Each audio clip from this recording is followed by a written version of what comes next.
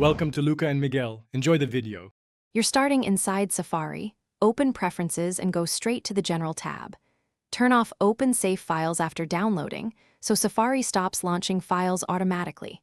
Next, check Websites and Extensions. Disable anything that can hand off links or files to an app.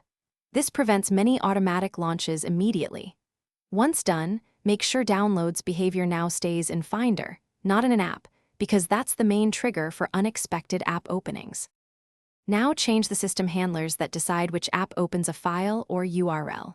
In Finder, right-click a representative file, PDF, weblog or protocol, choose Get Info, and set the default to Preview or Safari, then click Change All.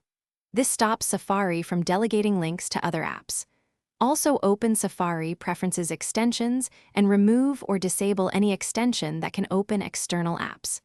Once you do that, test with the file type to confirm Safari no longer triggers app launches. Finish by restarting Safari and your Mac.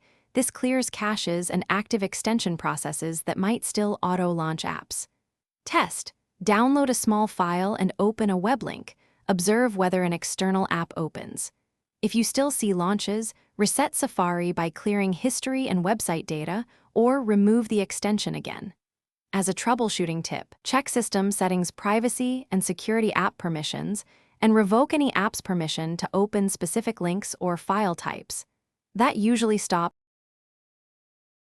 Thanks for watching and please subscribe. It's the best investment you'll ever make.